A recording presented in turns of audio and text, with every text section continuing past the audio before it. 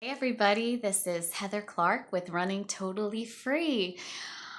I guess I should say welcome back, but I guess it's more like welcome back to me because I'm the one who disappeared. Um, I thought that for this vlog, I would catch you up on what has transpired in the past month of our life that we have disappeared. But for those of you who are joining me for the first time, I just wanted to welcome you to our vlog, Running Totally Free, where we just try to share things about spiritual life, physical life, financial life that will bring you freedom. So, um, about a month ago, I think we were in the midst of sharing with you that we had been on a house hunt, that we had to find people to rent out our other house. We had renters for 4 years there, and it was time to transition. And so we needed to find people for that home. And then what we were nervous about was here we are in this home. What happens if when those people leave, we still haven't filled the house? So that sent us on a journey of, well, then we're going to have to also find people to fill this house just in case. So we put both houses up for rent. And I'm sorry, we put the other one up for sale because we were hoping that we could sell that one.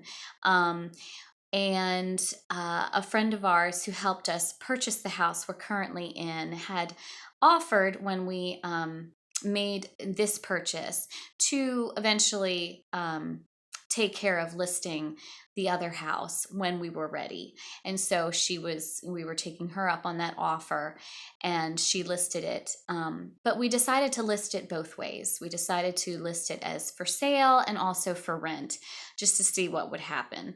And then with this house, we had listed it for rent because we thought there was a possibility that there might be a time that we would have to uh, rent out. I'm sorry, that we would have to go move back to our old house as we waited to sell it or to rent it out.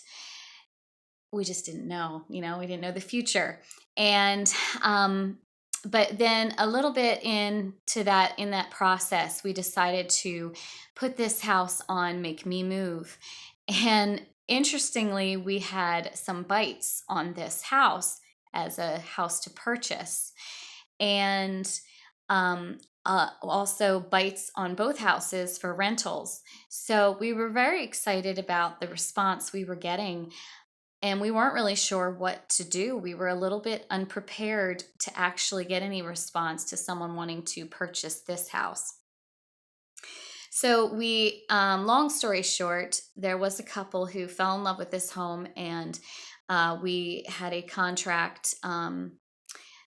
What do I want to say? A contingency contract, because they have to sell their house. And it occurred to them, I guess, a couple weeks in, that they wanted to get an appraisal done. Um, and so they paid for an appraisal, and thank goodness they did, because our house, we only been in this house a year and a half, and it still wasn't appraising for the price that we wanted to sell it for in order for it to be worthwhile.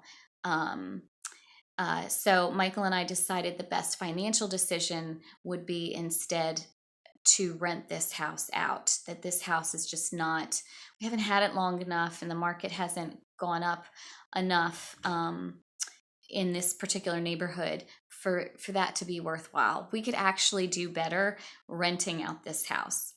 So that was the decision we made about this house. And then the other house, we found renters, and we're real excited about their family, and they are excited about the neighborhood that house is in and the house itself. So that is taken care of. We will have renters in that house. That transition, will go smoothly, and that's a weight off of our shoulders. Um, we had shared with you that part of the reason why we went through this process was after we spent so much time up in an area of of Georgia called Lake Lanier that we really were heavily considering moving there. And it seems as though it would shorten Michael's commute. And so we have been, because we've been going back and forth with the house process, um, it's, we didn't know if we'd be buying, if we'd be renting. Should we even buy it all? Should we just rent? Should we move up there at all? And then in the midst of all that, bam, I end up in the hospital. I forget, it was, I don't know, 3, 4 weeks ago, I guess. It was probably not too long after my last video. I had been having bouts of nausea on and off for quite a few weeks. And without giving you information you don't really want to hear, my time of the month can sometimes make me nauseous. And I just thought maybe that's what it was. And then it started becoming so bad that we thought perhaps I was pregnant, because I have, when I'm pregnant, I have something called hyperemesis gravidarum. I think that's how you say it, where you have to be on medication. Some women even go into the hospital.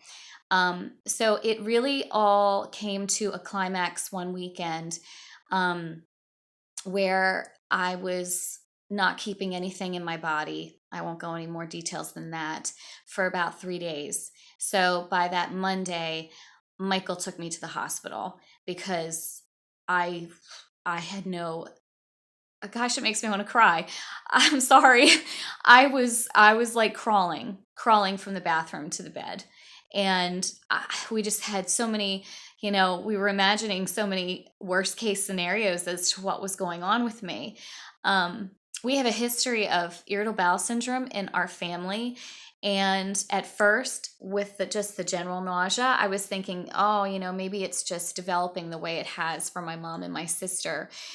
But then when it got worse, it showed more other symptoms. Then I didn't have that confidence. I thought, oh, gosh, maybe something's wrong with my appendix or my gallbladder, anything.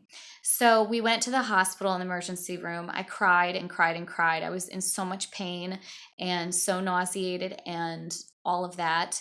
And long story short, I spent half the day there, and they couldn't find anything.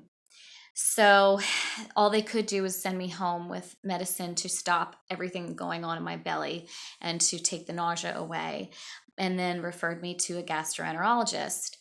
So the gastroenterologist basically said we have to do an endoscopy, so we can get, I know you guys know the word for this, so we can get biopsies and take a look inside to see what your stomach lining looks like. And then after that, we would try a colonoscopy. And those of you who've ever had any of this done, you know what I'm talking about. And that was very fearful for me, I'll be honest, and I was miserable. And honestly, I held off for a week because part of me was thinking, maybe I'm just having a very severe bout of the IBS that my mom and my sister have. And if I change my diet, because they are on something called a FODMAPs diet, maybe I'll respond to that. So I tried that for a couple days. I look back at that and I'm like, what a foolish person I was. But anyway, I tried that for a little while, and it wasn't really working. And so we scheduled the endoscopy, which was way better than I ever thought it was. Thank you, Stacy, if you're watching, for encouraging me that it would be all right. But that still took a week or so for them to find out the results. So I stayed on the FODMAPs diet, which basically is a diet where you eat foods that are like highly digestible, don't have a lot of sugars in them, because of small intestine issues. So I was having some success with it, and I understand why now that I know what my diagnosis was. It ends up that they called me and said, you have Giardiasis. I think I'm saying that right, which is a a parasitic infection. And that could have been from all the time we spent at the lake this summer or the water park. I know we shared with you we went to Lanier World a lot.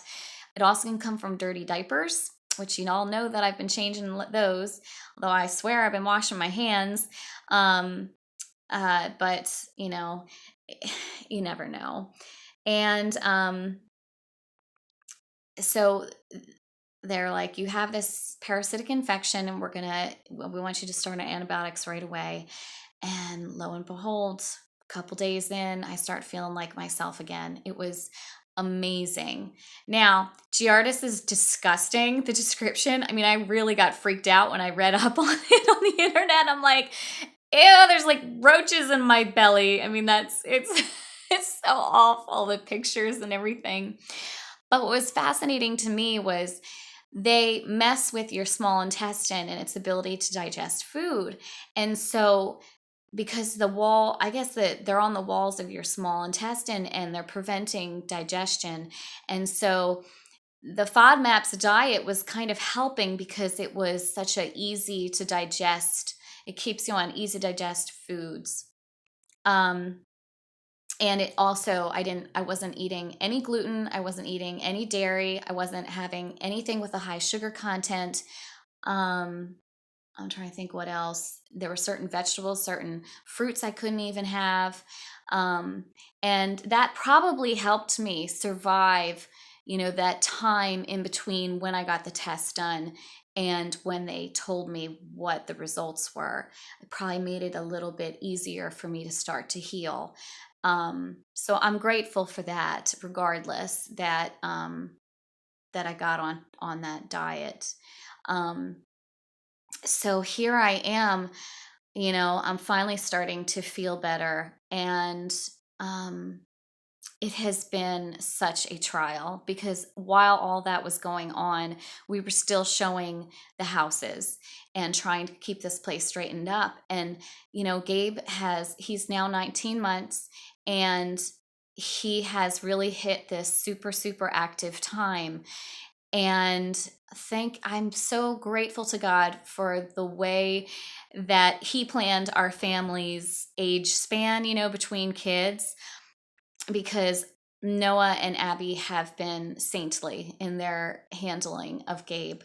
Because I spent that first week, that I had been in the whole weekend, that right before I went to the hospital, I was just laid out. I couldn't do anything. And then pretty much that whole week following, I couldn't do anything. I mean, I would be like bent over if I stood up. It was terrible. I lost like 4 pounds, and I mean, I don't know if you can see my arms, but there wasn't anything. I didn't need to lose any more. So it was just, I was getting scared about what was happening to me. When you feel nauseous constantly, it just feels very much out of control. And I've got the kind of personality that wants to be in control. So it felt like my world was spinning out of control. And it made me just question everything we were doing. And I was so sad and so, I guess, kind of angry about what was happening because all of this was happening at once, that I just didn't want to talk, guys. And it was all I could do just to survive daily life. So that's what's been happening. So up to today, we won't be selling this house. We are kind of going back to the drawing board and praying about, okay, so all right, the other house that's filled. Praise God. We're so glad that's done. This house potentially could have renters in it. We will have no problem. We saw such a great response. If we wanted to move, we could. But I think we both got a little shaken up by the fact that maybe because we gotten excited about it, that, oh, we could actually sell this house and we'd only have to deal with, renting out one house. It would be a little less of a hassle. When that didn't work out, then we were like, okay, so should we still go through with this? Should we go rent up in the Lanier area? Or should we just sit here for maybe 18 more months?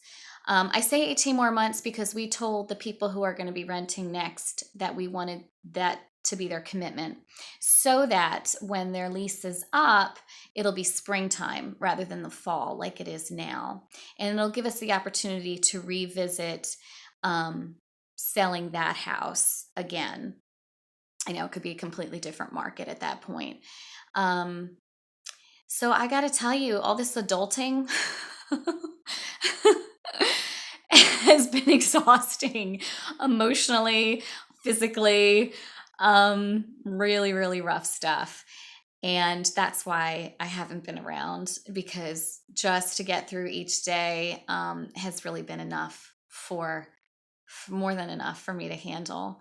And, it's also given me some time to kind of think about what I'm doing here with the vlog. Um, you know, what do I envision more? What do I want it to be like? What I want to do more of? What do I want to do less of? And so that's been good. It's been some good thinking time. So I'm literally picking up the baton. I've got this thing. I kind of think of this as a baton, the thing that's holding my, it's one of those selfie sticks that's holding my camera. So I'm literally picking up the baton again and starting, doing some vlogs again. That's my plan. And I did dumpster dive once at the Dollar Tree. What else? I've been, working on, today I worked on, I'm going through the kids' clothes. So I'll do some vlogs about that. I have found some new vlogs that I'll share with you about thrifty decorating, which have been really fun for me to watch. And I think some of you out there might find it fun too. I'm still working out, so I'll talk with you about that some more. But I just wanted for this vlog, to keep it short, to just be an update. Where the heck have the Clarks been, right? Here we are. We are here. We're alive. We're still breathing. We're really, really sick, but in recovery, and so glad to be back. So if this is your first time joining us, you liked what you heard, maybe you've kind of perused our other vlogs, please subscribe below. We'd love to have you along for this ride of life, which is always a surprise. So anyway, good to see you guys, and hello to all of our subscribers who have been so kind and said thoughtful things over the past couple months. Just want to say hi and how much we appreciate you, and we'll see you soon. Okay, have a great day. Bye-bye.